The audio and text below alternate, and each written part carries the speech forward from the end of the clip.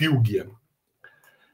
A fílgia é uma palavra, tá, em nórdico antigo também, que a tradução é acompanhante.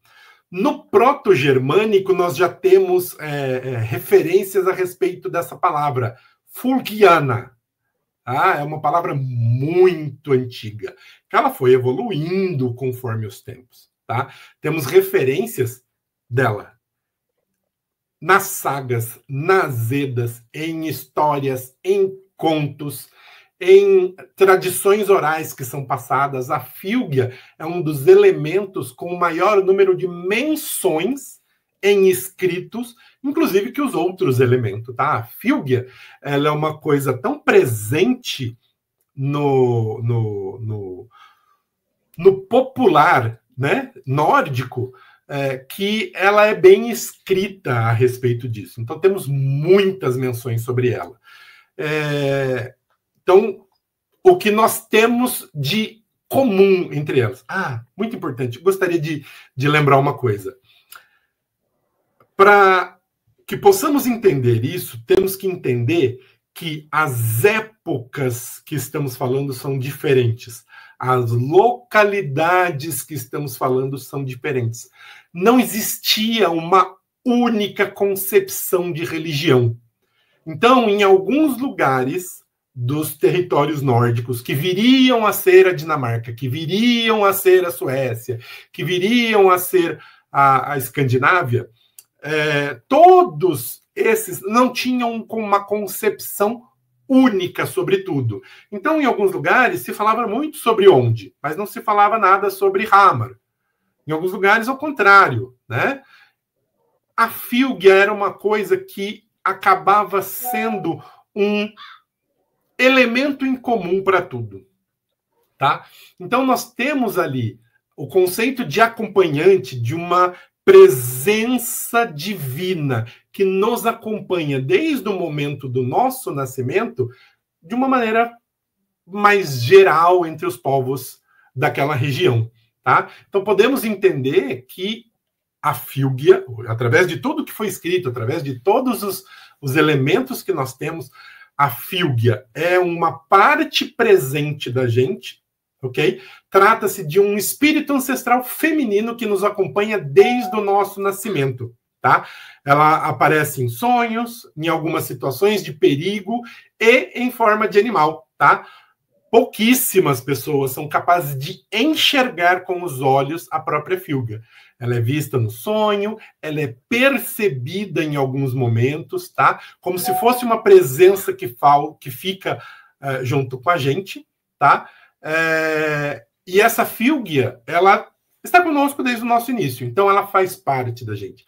É dito em textos, né, que ela aparece em forma de mulher vestida de branco, às vezes, tá?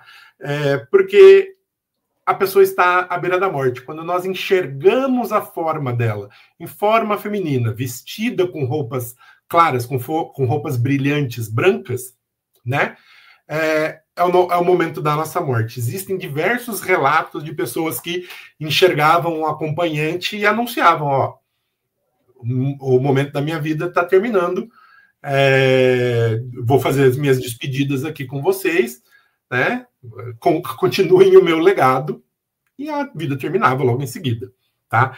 É importante a gente entender que a fílgia, sendo esse espírito que nos acompanha, tá? Ela não necessariamente está colada na gente. Nós podemos ter mensagens que vêm para a gente através da nossa fílgia. A nossa intuição. Aquela palavra de fundo que vem e fala: é melhor você não fazer isso. Ou é melhor que você faça isso agora. Essa é uma das referências que pode indicar que a nossa fílgia está falando conosco, tá?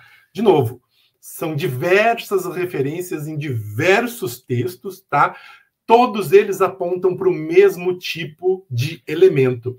Importante eu ressaltar aqui que fílgia e totem ou animal de poder não são a mesma coisa.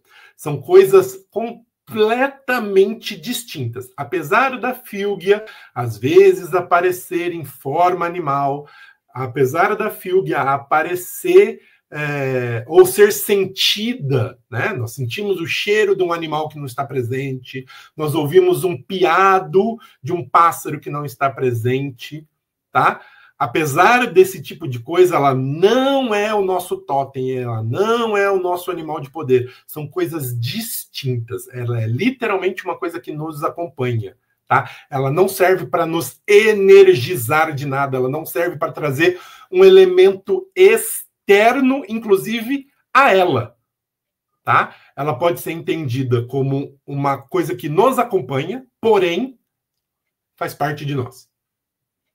Quer falar alguma coisa, Bradir? O conceito de fílgia é bem difícil, né?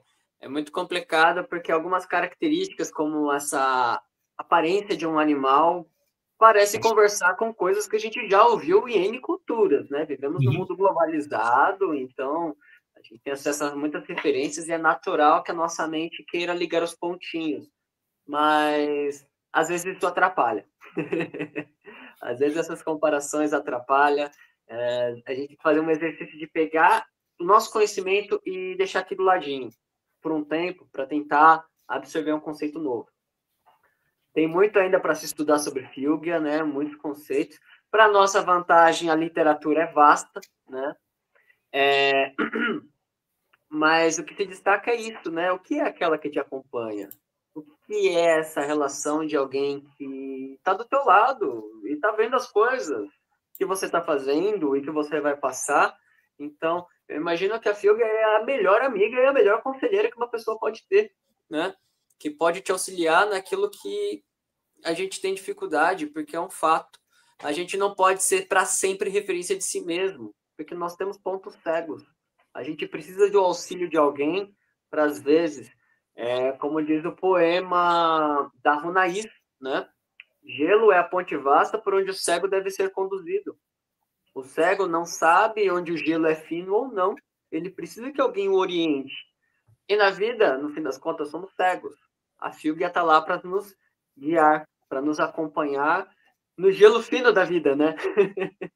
E eu acho que isso é uma pegada bem particular da cultura nórdica que a gente não vê tanto nas outras, né?